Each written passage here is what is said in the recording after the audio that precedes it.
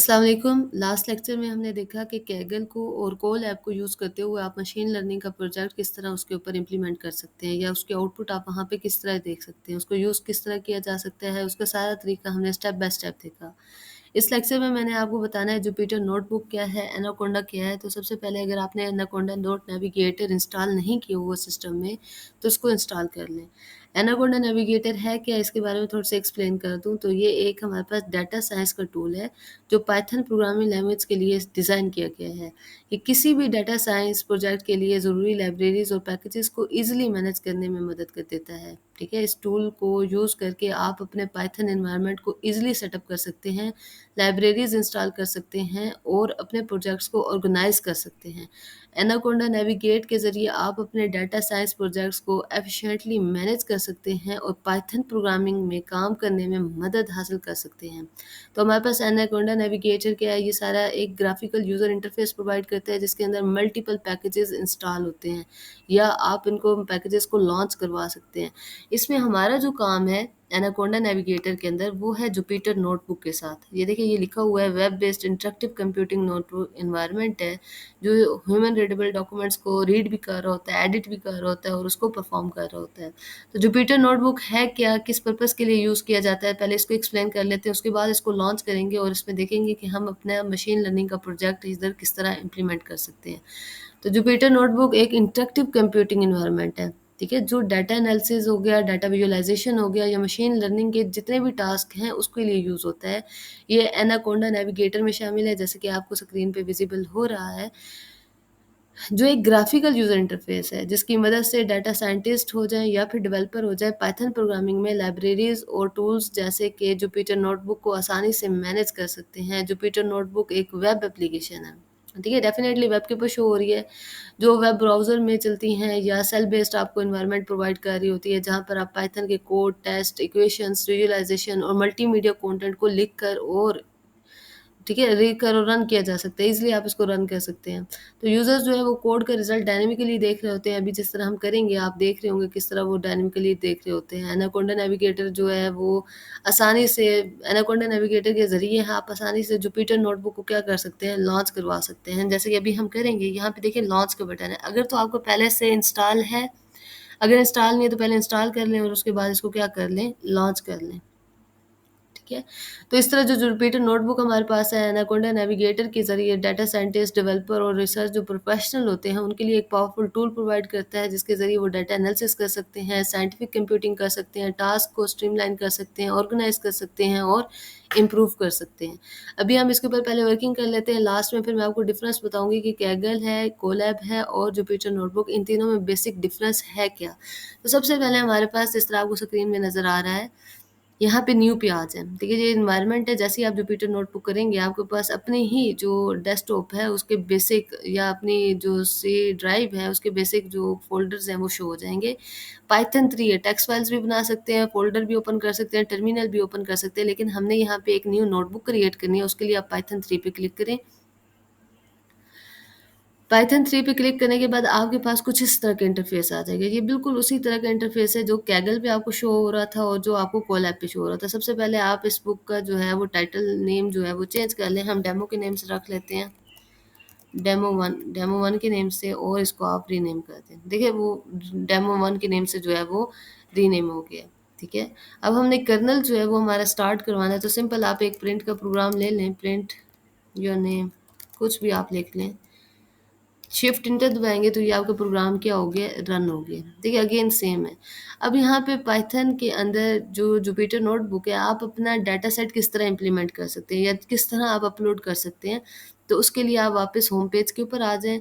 ये देखिए, ये ग्रीन कलर का सिंबल आपकी नोटबुक के ऊपर बना हुआ है, इट्स मीन ये आपकी रनिंग फॉर्म में है। अभी आपकी ये देखिए रनिंग टास्क के अंदर ये मौजूद है, चल रहा है, अभी आपने इसको शट डाउन नहीं किया। जैसे ही आप इसका काम क्लोज करेंगे ये क्या हो जाएगा, शट डाउन। आपको यहाँ पे अपलोड का बटन नज़र आ रहा है, इधर अपलोड करें तो आपके ये रीडायरेक्ट होके आपके सिस्टम के अंदर आ जाएगा। हमारे पास ये फाइल डाटा सेट जो हमने टाइटैनिक के ऊपर काम कर रहे हैं पहले से मौजूद है। आप train dot C S V की फ़ाइल को क्या कर लें, यहाँ से ओपन कर लें। ये फ़ाइल आई पड़ी है, यहाँ पे आप अपलोड का बटन करेंगे, इट विल टेक टाइम। आपके डिपेंड करता है डाटा सेट के ऊपर, ठीक है? तो ये इसको आप क्या कर लें, ओपन कर लें। ये देखिए कॉमा सेपरेटेड फाइल्स है, ये सारी आपके पास एक्सेल की फाइल के अंदर जो भी डाटा था वो शो हो रहा है, ठीक है? इसको आप यहाँ से क्लोज़ करें और वापस अपने नोटबुक के ऊपर आ जाएँ।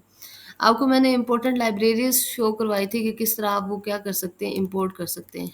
इम्पोर्ट लाइब्रेरीज़, तो इसके अंदर सबसे पहले हम इम्पोर्ट करवा लेते हैं पांडास को।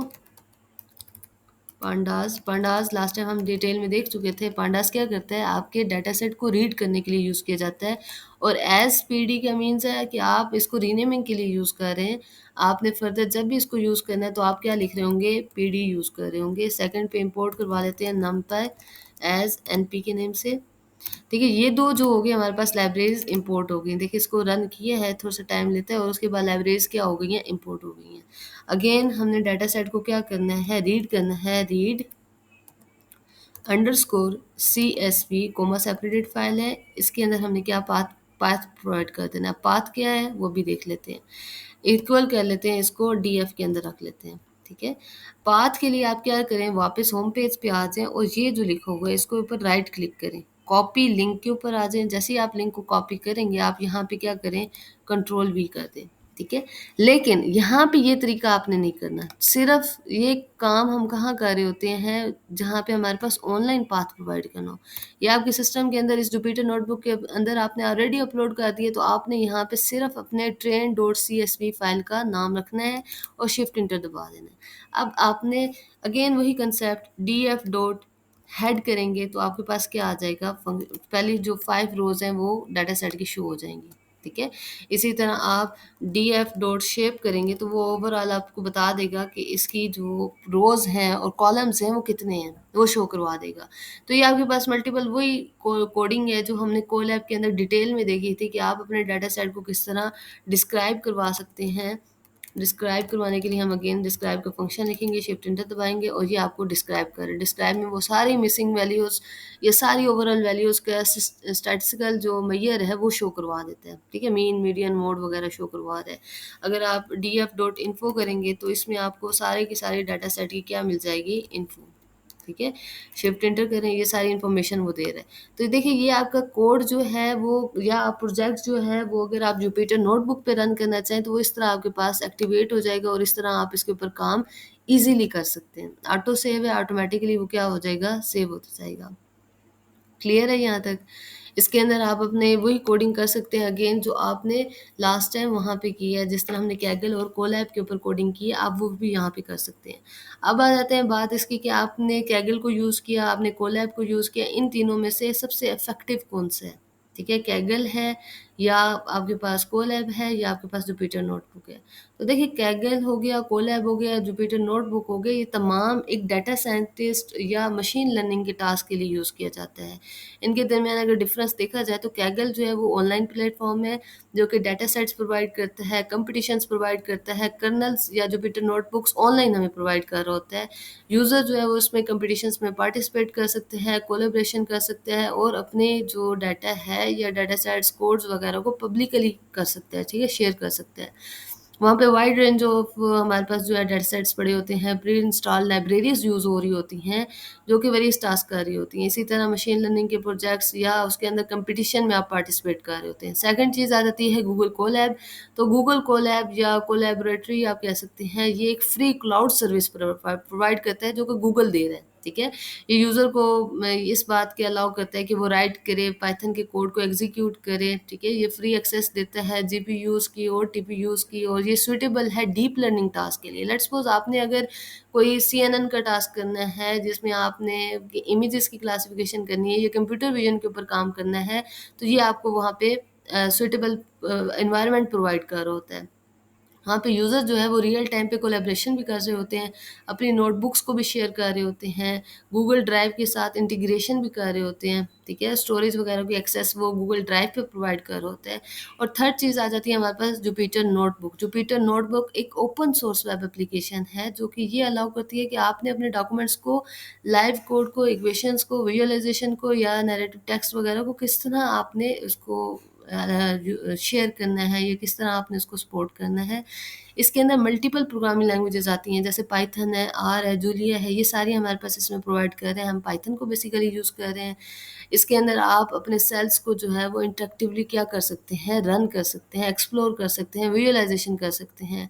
जुपिटर नोटबुक एक हमारे पास आप कह सकते हैं कस्टमाइज़ेबल या एक्सटेंसिबल जो है एक्सटेंशंस इसके अंदर होती हैं, इस वजह से कंसिडर किया जाता है। इन तीनों में अगर आप ये कंसिडर करें कि बेस्ट कौन-सा है, तो अगर आप ऐसे प्लेटफ़ॉर्म की तरफ ले देख रहे हैं जिसमें आप पार्टिसिपेट करना चाहते हैं, तो उसके लिए आपको कैगल ग्रेट है। लेकिन अगर आप चाहते हैं कि कोई पावरफुल कंप्यूटिंग रिसोर्सेज़ प्रोवाइड करे, डीप लर्निंग से relevant, large scale data processing से रेलेवेंट, तो उसके लिए आपको बेनिफिशियल कंसिडर किया जाएगा गूगल कोलैब पे काम करे। लेकिन अगर आप चाहते हैं कि इंटरेक्टिव ज़्यादा हो, कस्टमाइज़ेबल एनवायरनमेंट ज़्यादा हो, जिसमें आप राइटिंग या शेयरिंग कोड कर सकते हैं, तो वो आपको जुपिटर नोटबुक प्रोवाइड करता है विद वर्सटाइल सॉल्यूशंस। ठीक है? तो जो बेस्ट प्लेटफ़ॉर्म है वो डिपेंड करता है according to your factors which are specific requirements, familiarities with the platform and the nature of your data science projects उसके ऊपर डिपेंड कर रहा होता है। तो यहाँ तक हमारे पास इंट्रोडक्शन था जुपिटर जो है नोटबुक क्या होता है या एनाकोंडा नेविगेटर क्या होता है, इसके ऊपर आप अपना डाटा सेट किस तरह अपलोड कर सकते हैं और अपनी कोडिंग करनी है तो वो किस तरह कर सकते हैं। थैंक्स। नेक्स्ट लेक्चर में हम इंशाल्लाह ये डिस्कस करेंगे कि आप अपना डाटा सेट किस तरह एक्सेस कर सकते हैं और अपना कोड किस तरह एक्सेस